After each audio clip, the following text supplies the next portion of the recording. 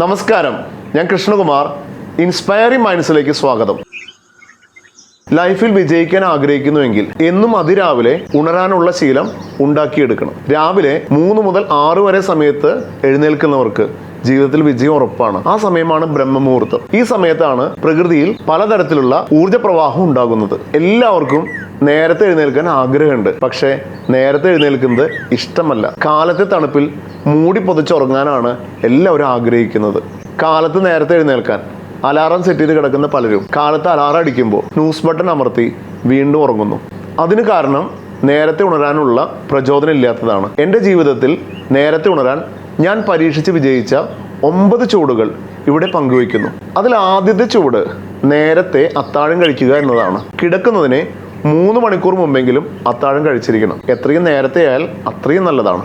രണ്ടാമത്തെ ചുവട് കിടക്കുന്നതിന് 1 മണിക്കൂർ മുമ്പെങ്കിലും മൊബൈൽ ഫോൺ, TV, ലാപ്ടോപ്പ് എന്നിവ കാണുന്നത് ഒഴിവാക്കുക. അതിൽ നിന്ന് വരുന്ന പ്രകാശരശ്മികൾ ഉറക്കത്തിന് പ്രേരണ നൽകുന്ന മെലറ്റോണിന്റെ സാന്നിധ്യം കുറയ്ക്കും. മൂന്നാമത്തെ ചുവടായി ഉറങ്ങുന്നതിന് മുമ്പ് 4 തയ്യാറെടുപ്പുകൾ ആവശ്യമാണ്. ഒന്നാമതായി കിടക്കുന്നതിന് തൊട്ട് മുമ്പ് നല്ലൊരു പുസ്തകം വായിക്കുക. അതാ ദിവസം സംഭവിച്ച കാര്യങ്ങൾക്ക് കൃതജ്ഞത രേഖപ്പെടുത്തുക. നിർബന്ധമായും ടോയ്ലറ്റിൽ പോവുക, യൂറിൻ പാസ് ചെയ്യുക. അതുപോലെ നല്ല ഫ്രഷ് വാട്ടർ ഒരു ഗ്ലാസ് കുടിക്കുക. അത് നമ്മുടെ ബ്രെയിനിന് വളരെ നല്ലതാണ്. നാലാമത്തെ ചുവട് പരമാവധി 10:30 കിടക്കുക എന്നതാണ്. ഒരു ദിവസം 6 മുതൽ 8 മണിക്കൂർ വരെ ഉറക്കം നിർബന്ധമാണ്. അതനുസരിച്ച് കിടക്കുന്ന സമയം പ്ലാൻ ചെയ്യണം. കിടക്കുന്നതിന് മുമ്പ് എന്തിനു നേരത്തെ കിടക്കണം, നാളെ എന്തിനു നേരത്തെ എഴുന്നേൽക്കണം എന്നതിനെ പറ്റി കൃത്യമായ ഒരു ധാരണ നമുക്കുണ്ടാവണം. അഞ്ചാമത്തെ ചുവട് അലാറം സെറ്റ് ചെയ്യുക എന്നതാണ്. കാലത്തൊരു സമയത്തിന് അലാറം സെറ്റ് ചെയ്ത് കിടക്കയിൽ നിന്ന് മാറ്റി വയ്ക്കുക. അത് കിടക്കയിൽ നിന്ന് എഴുന്നേൽക്കാനും നടക്കാനും നമ്മളെ പ്രേരിപ്പിക്കും. ആറാമത്തെ ചുവടായി കാലത്ത് എഴുന്നേറ്റ ഉടനെ തണുത്ത വെള്ളം കൊണ്ട് മുഖം കഴുകുക. അതുപോലെ പല്ല് തേക്കുക. പല്ല് തേച്ച് കഴിഞ്ഞാൽ നമ്മുടെ കോൺഫിഡൻസും ഫ്രഷ്നെസ്സും വർദ്ധിക്കുന്നതാണ്. ഏഴാമത്തെ ചുവടായി കാലത്ത് എഴുന്നേറ്റ ഉടനെ ഒരു വലിയ ഗ്ലാസ് വെള്ളം കുടിക്കുക. വെള്ളം ശരീരത്തിനെയും മനസ്സിനെയും തണുപ്പിക്കും. അതുമാത്രമല്ല ഡീഹൈഡ്രേഷൻ കുറയ്ക്കുകയും ചെയ്യും. വെള്ളം സാധാരണ വെള്ളമാകാം, ലെമനും ജിഞ്ചറും ചേർത്ത വെള്ളമാകാം, അതും അല്ലെങ്കിൽ ചിയാ സീഡ്സ് ഇട്ട വെള്ളമാകാം. എന്തായാലും ചായയും കാപ്പിയും ഒഴിവാക്കുന്നത് നല്ലതാണ്.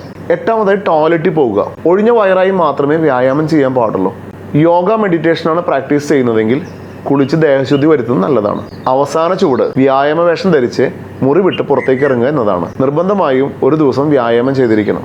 തീരെ വ്യായാമം ചെയ്യാൻ സമയമില്ലെങ്കിൽ 10 മിനിറ്റെങ്കിലും സ്ട്രെച്ചിങ് എക്സസൈസ് ചെയ്യുക. ഈ ചുവടുകൾ പരീക്ഷിച്ചാൽ നിങ്ങൾക്ക് വലിയ വിജയത്തിലേക്ക് എത്താനായിട്ട് സാധിക്കും. എന്തായാലും പ്രഭാതത്തെ സ്വന്തമാക്കൂ, ജീവിതം ധന്യമാക്കൂ.